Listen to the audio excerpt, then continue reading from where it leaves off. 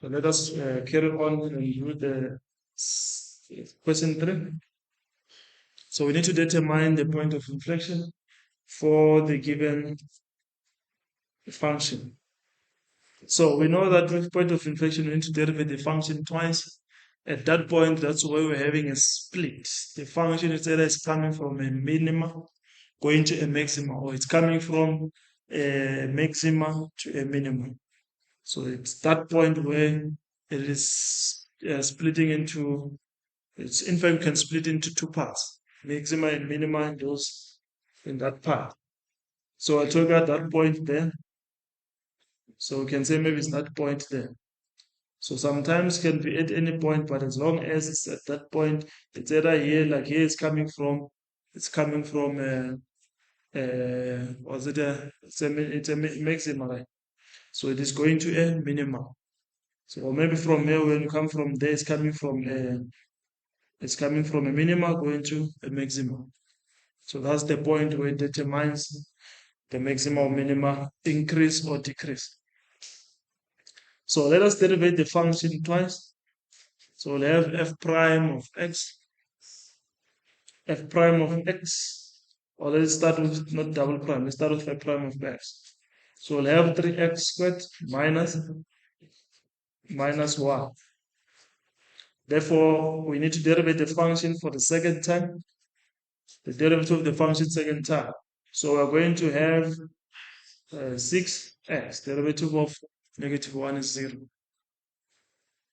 So in that case, therefore, we know that for point of inflection, for POI, therefore, we need to say that f prime of x, we let it equals, it doesn't wrong notation, we let it equals to 0. So therefore, we'll say that f prime of x is equals to 0, and we solve for x.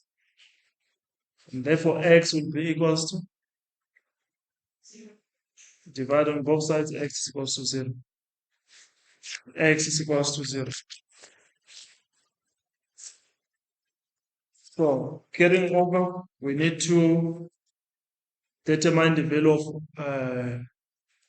what we call of y, because to have a point, we need to have x and y. So from the original function, we're going to say f of 0, which we are going to have x cubed minus x plus the constant y, the original function. So it's f of 0, we substitute 0 where there's x. So we know that, therefore, f of 0 is equals to 1. From that case, we know that point of inflection, it is 0 is to 1. So 0 is to 1. That is point of inflection.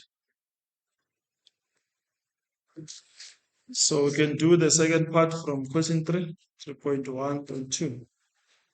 So we need to use the Newton or Taylor method twice. Calculate x2 and x3 to determine a better approximation of the root close to -1.5. So the root should be correct to 3 decimal figures. So we said that if, according to the root that we're given, that is approximately 2, or it's close to. So it's close to, it means that we use that as our x1, it will be -1.5.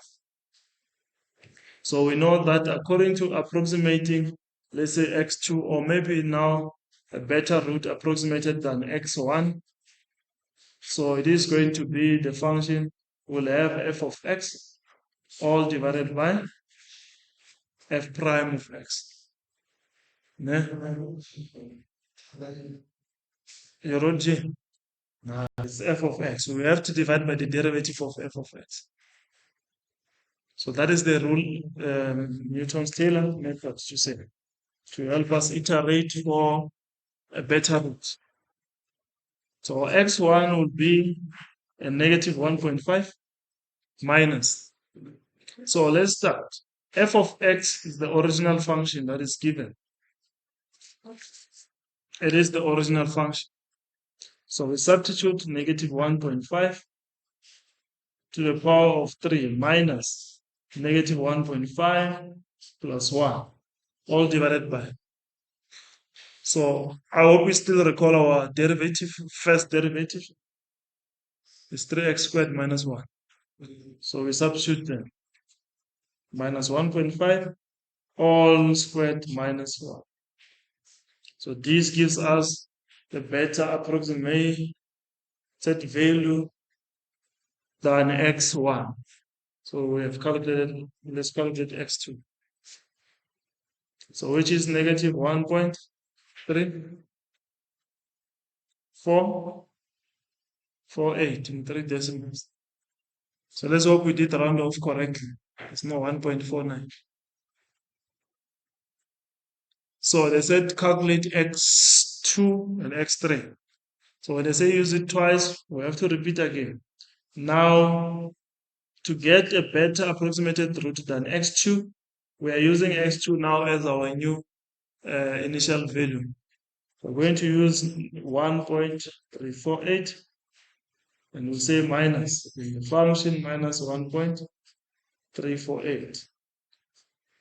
Close bracket to the power of 3 minus negative 1.348 plus 1, all divided by 3 into negative 1.348, all squared minus 1. So that will be our x3, better approximated root than the x1 and 2. So we call this iteration. We are iterating using the Taylor method. So what will be the answer? Negative 1.3225. That is the better approximated root than x1 and 2.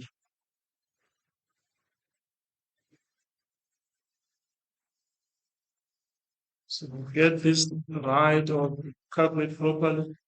So in this unit, it's just, we always call it free max iteration, the straightforward method or Newton-Taylor method. Newton-Raphson method.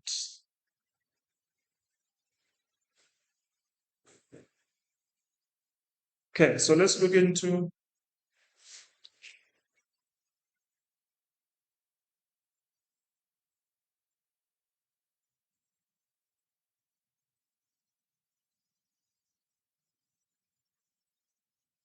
number 3.2. So number 3.2.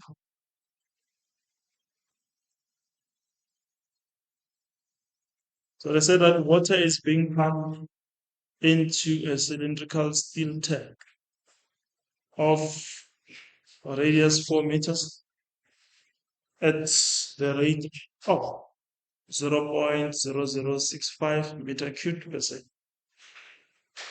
Find the rate at which the level of water in the tank is rising. Find the level of water. Find the rate at which the level of water in the tank is rising. So let's say we have our Jojo tank there.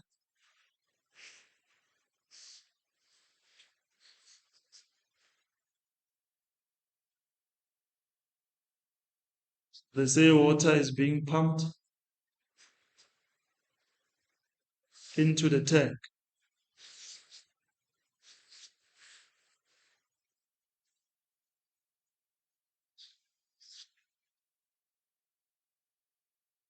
So water is being pumped into the cylindrical tank, the steel tank of radius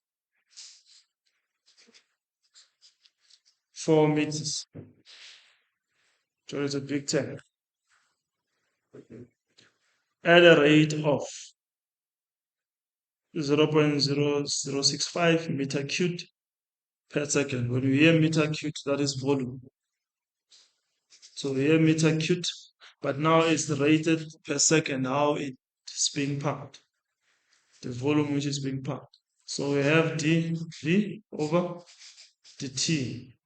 It's equals to 0.0065 meter cubed per second. So from there we need to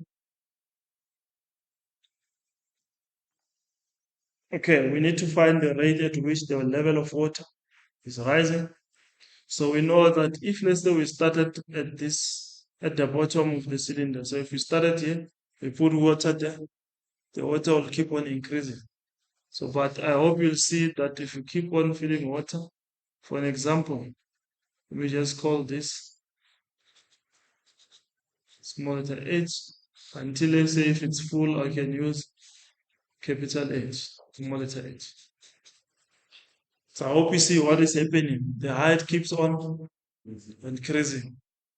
But I hope you see that the radius, because the cylindrical steel tank is not changing. They didn't say now it's expanding.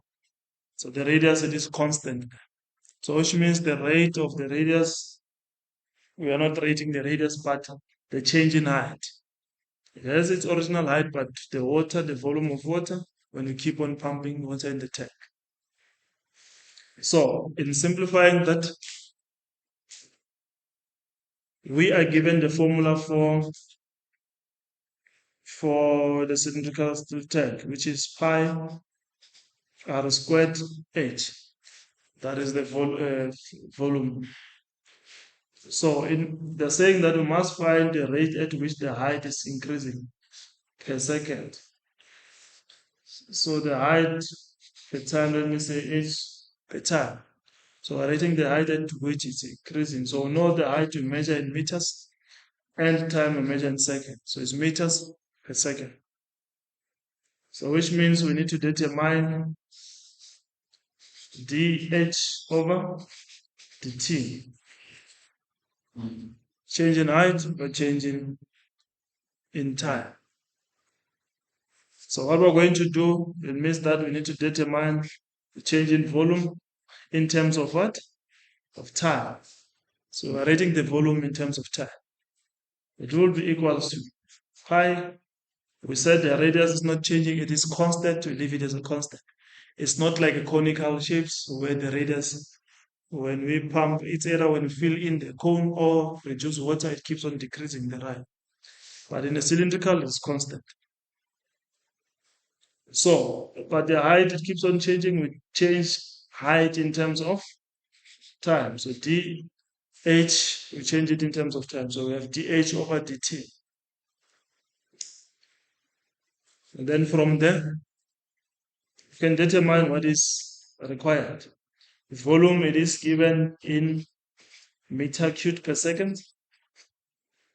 We substitute, it's equals to pi. The radius, it is given, which is going to be 4. Then all squared. Then we need to determine the change in height rated per second.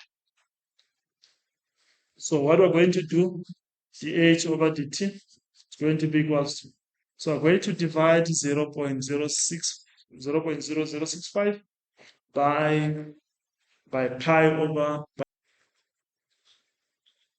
by pi 4 squared.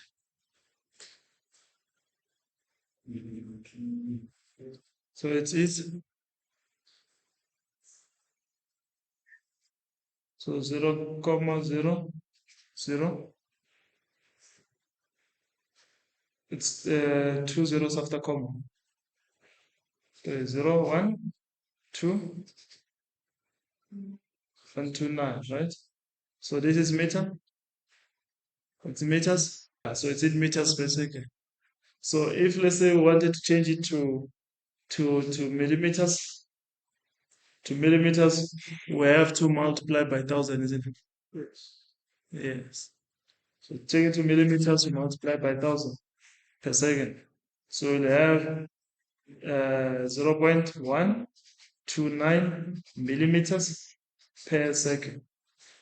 If let's say you take it again further, it will be 1.29